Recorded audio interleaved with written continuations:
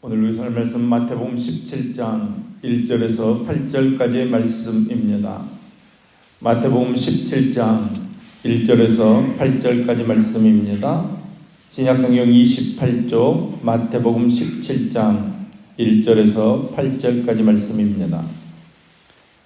마태복음 17장 1절에서 8절까지 말씀을 우리 같이 한 목소리로 읽겠습니다. 엿새 후에 예수께서 베드로와 야고보와 그 형제 요한을 데리시고 따로 높은 산에 올라가셨더니 그들 앞에서 변형되사 그 얼굴이 해같이 빛나며 어찌 빛과 같이 휘어졌더라. 그때 모세와 엘리야가 예수와 더불어 말하는 것이 그들에게 보이거늘 베드로가 예수께 여쭈어 이르되 주여 우리가 여기 있는 것이 좋사오니 만일 주께서 원하시면 초막을 셋을 짓되 하나는 주님을 위하여 하나는 모세를 위하여 하나는 엘리야를 위하여 하리이다. 말할 때에 호련히 빛난 구름이 그들을 덮으며 구름 속에서 소리가 나서 이르시되 이는 내 사랑하는 아들이요 내 기뻐하는 자니 너희는 그의 말을 들으라 하시는지라. 제자들이 듣고 엎드려 심히 두려워하니 예수께서 나와 그들에게 손을 대시며 이르시되 일어나라 두려워하지 말라 하시니 제자들이 눈을 들고 보매 오직 예수 외에는 아무도 보이지 아니하더라. 아멘. 아멘. 오늘은 마태복음 17장과 18장 말씀을 통해 하나님께서 주신 은혜를 함께 나누겠습니다. 17장은 제자들이 변화산에서 예수님의 부활의 모습, 그 영광의 모습을 보게 되는 장면과 산 밑에 있는 그 무능한 제자들의 모습을 책망하는 모습이 기록되어져 있습니다. 예수님께서 베드로와 야고보와 요한을 데리시고 따로 산에 올라가십니다. 그곳에서 예수님께서는 변형되시어서 얼굴이 해같이 빛나며 어찌 빛과 같이 휘어집니다. 그리고 빛난 그 구름 속에서 이는 내 사랑하는 아들이요 내 기뻐하는 자라 하는 하늘의 음성이 들려옵니다. 제자들은 이 말씀에 혼비백산합니다. 누구보다도 예수님과 밀접하게 있었으며 동고동락했던 제자들은 분명 예수님을 통해 직접 말씀을 들었을 뿐만 아니라 말씀을 배웠을 것입니다. 이뿐 아니라 그들은 예수님의 사역 현장에서 일어나는 치유와 기적들, 이적들을 직접 눈으로 보았을 것입니다. 그럼에도 불구하고 그들의 시선은 늘 현재에만 머물러 있었습니다. 현재만 바라본다는 것은 예수님의 말씀의 본뜻을 이해하지 못했다는 것입니다. 예수님께서 사역의 현장에서 사람들의 병을 고치시고 이적을 행하시는 것은 그 이적들을 통해서 예수님 자신이 누구라는 것을 드러내 알리고자 하심이었습니다. 그러나 정작 예수님의 제자들은 그것에 대한 확신이 없었습니다. 또 설사 예수님께서 하나님의 아들이라고 고백했음에도 불구하고 그들에게 예수님께서는 어쩌면 자신들의 이익을 위한 도구에 지나지 않았습니다. 그러게 예수님께서 십자가에서 죽으셔야 한다는 것을 듣지만 계속해서 부인하는 것입니다.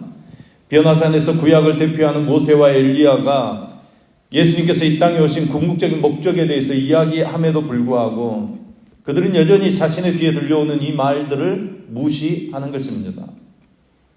그들은 자신들의 이익만 추구하며 타인은 전혀 배려하지 않는 이기적인 존재에 불과했습니다. 주는 그리스도시요 살아계신 하나님의 아들이십니다. 그 고백했던 믿음의 모습이 어디에 있는지 모릅니다. 여러분, 이런 고백은 우리 자신에 의해서 된 것이 아니라 성령 하나님의 은혜와 성령 하나님의 그 역사에 의해서 되는 것입니다. 그런데 우리 역시 우리의 시선을 우리에게만 두고 있지는 않습니까? 우리의 삶을 이웃과 나누며 세상과 나누는 삶을 살아야 될 텐데 우리는 우리 안에만 머물러 있는 삶을 살 때가 너무나도 많습니다. 이 변화산의 사건은 장차 나타날 예수님의 영광스러운 모습을 보여주는 것입니다. 예수님의 부활의 모습을 미리 보여주시는 것입니다. 지금은 우리가 육신으로 존재하지만 때가 되면 이렇게 변화될 날이 있다는 것을 보여주는 것입니다. 그리고 장차 우리가 가게 될 하나님의 나라의 영광스러운 모습을 보여주시는 것입니다. 그런데 제자들은 여전히 여기가 좋습니다. 그냥 지금 내 만족, 지금 내가 좋은 것, 그것 추구합니다. 산에서 내려오신 예수님께서 무리에게 가셔서 제자들이 고치지 못한 한 아이를 고쳐주십니다.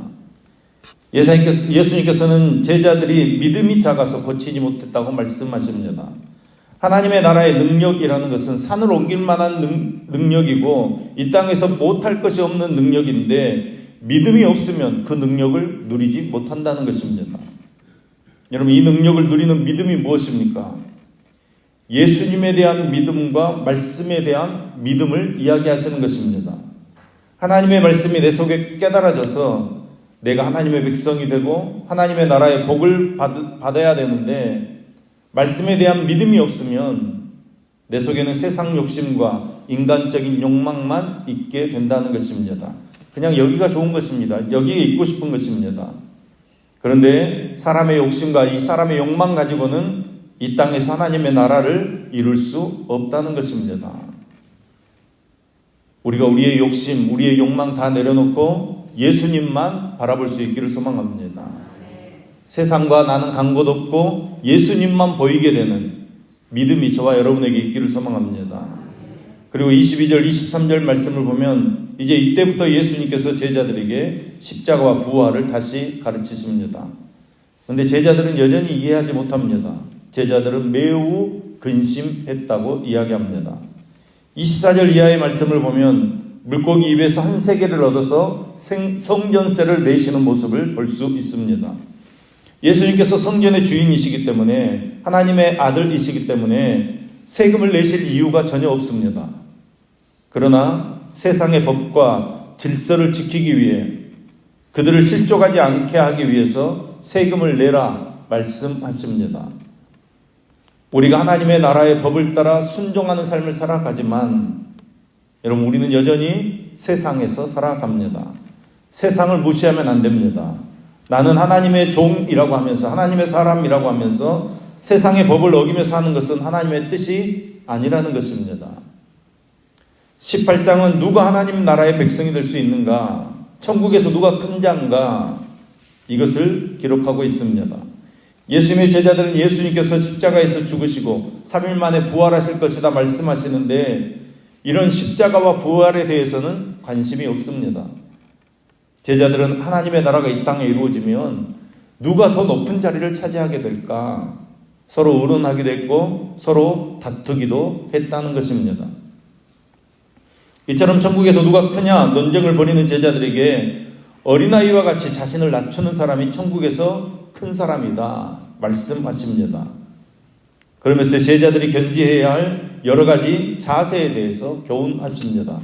겸손한 사람, 다른 대람들을 인정하고 높여주는 사람, 하나님의 나라의 백성들은 서로 낮아지는 것이다. 어린아이를 대할 때도 주님을 대할 때처럼 대해야 한다. 작은 자라도 실족시키는 자라면 하나님 나라의 백성이 될 자격이 없다 말씀하십니다. 그 작은 자에 대한 하나님의 마음이 어떠한 것입니까? 잃어버린 양의 비유로 설명합니다. 소자 하나를 대하는 마음이 바로 하나님의 마음이라는 것입니다. 또한 분명히 나쁜 사람이라고 할지라도 내가 함부로 대해서는 안 된다는 것입니다. 내 감정으로 대하지 말고 시간을 두고 객관적으로 공감으로 이해할 수 있도록 기회를 주라는 것입니다. 그래도 안 되면 하나님께서 심판하실 것이라는 것입니다. 그때 이 말씀을 듣고 베드로가 질문합니다. 베드로가 마음에 찔려 질문합니다. 아마 성격도 급했고 말도 함부로 하는 사람이어서 많은 사람들의 마음을 불편하게 했을 것입니다. 형제가 제게 죄를 범하면 몇 번이나 용서해 주리까? 7번까지 하오리까? 그때 예수님께서 뭐라고 말씀하십니까? 70번씩 7번이라도 할지니라 말씀하십니다. 이 말씀은 끝까지 용서하라는 말씀입니다. 네가 할 일은 용서하는 것이다. 이런 말씀입니다. 하나님의 나라의 백성이라면 한없이 용서해야 한다는 것입니다. 그래서 또 비유로 설명합니다. 한 임금이 1만 달란트 빚진 사람이 하도 하소연해서 불쌍히 여겨서 아예 빚을 안 갚아도 된다 탕감해 주었습니다. 그런데 그 사실을 까맣게 잊고서 자기에게 100데나리온 빚진 사람을 감옥에 가두고 괴롭힌다는 것입니다. 이 임금이 당장 그 종을 불러서 내가 내 죄를 용서해주고 긍휼을 베풀었는데 너도 다른 사람들에게 긍휼을 베푸는 것이 당연한 것 아니냐 책망하십니다. 만약 그 열매가 없다면 그 1만 달란트도 사함받을 자격이 없다는 것입니다. 그래서 그 주인은 그 종을 다시 감옥에 가두어 버립니다. 이 비유는 천국 비유입니다. 천국은 사람이 용서를 빌고 서로 용서할 때 이 세상에서도 구현될 수 있다는 말씀입니다. 우리 모두가 1만 달란트와 같은 죄를 사함받은 사람들입니다. 모든 죄를 사함받고 하나님의 백성 되었습니다. 우리는 천국 백성다운 삶을 살아가야 합니다. 여러분, 그 삶의 자세가 어떤 자세라고 말씀합니까?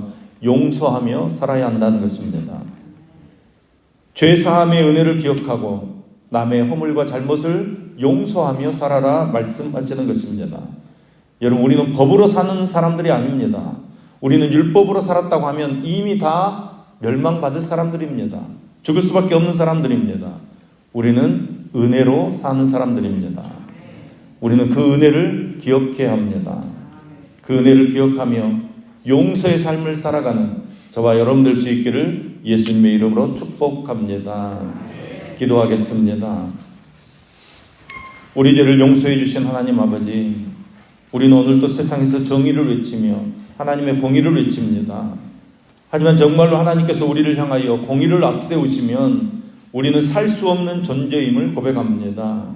하나님께서 우리를 사랑으로 받아주시고 사랑으로 용납해 주셨기에, 은혜를 베풀어 주셨기에, 용서를 베풀어 주셨기에 우리가 살아있음을 고백합니다. 주님의 용서해 주시는 그 사랑을 기억하고 우리도 세상에서 용서하는 삶을 살아가게 하여 주시옵소서. 예수님 다시 오시는 그날까지 우리는 사랑을 실천하는 믿음의 삶을 살도록 붙잡아 주시옵소서. 세상의 그 무엇보다 주님을 귀하게 여기며 주님을 붙잡으며 주님을 위해 내 가장 귀한 것까지라도 내어놓을 수 있는 믿음을 주시옵소서. 우리의 인생이 주님 안에서 아름답게 가꾸어져 갈 수 있도록 함께하여 주시옵소서. 오늘을 살아가는 우리의 믿음이 죽어있는 가짜의 믿음이 아닌 작지만 살아있고 생명력 있는 날마다 자라나는 겨자씨 하늘 같은 믿음이 되게 하여 주시옵소서. 작지만 생명력 있는 믿음을 가지고 매일매일을 승리하며 살아가는 우리의 삶이 되어지도록 붙잡아 주시옵소서. 오늘도 소원을 품고 1,000번 영감 드리는 임지영 청년, 임상훈 청년, 강영재, 강일우의 손길을 흠양하시며 또 생애 감사함을 드리는 신기현 집사님의 손길을 흠양하시어서 하늘의 신령한 것으로 채우시며 삶이 은혜로 풍성하도록 함께하여 주시옵소서. 오늘 생일 맞은 신기현 집사님 기억하여 주시옵소서. 우리 영이 하나님 편에 서 있고 부모님의 영이 평안하고 자녀가 하나님과 인격적으로 만남이 있도록 은혜 베풀어 주시옵소서. 건강이 회복되게 하시어서 하나님의 일을 기쁨으로 감당할 수 있도록 주님께서 함께하여 주시옵소서. 하나님, 우리가 주님의 은혜를 구합니다. 오늘도 저희를 고통스럽게 하는 모든 것들로부터 저희를 보호하여 주시며 건져주시며 저희를 아프게 하는 모든 질병에서 건져주시며 저희를 낙심케 하는 모든 절망에서 우리를 건져주시고 저희를 힘들게 하는 모든 대적들에게서 우리를 건져주시옵소서. 우리가 모든 악한 것들을 대적하여 믿음으로 승리하며 다스리며 정복하는 은혜의 삶을 살아가도록 우리를 붙잡아 주시옵소서. 예수님의 이름으로 기도합니다. 아멘.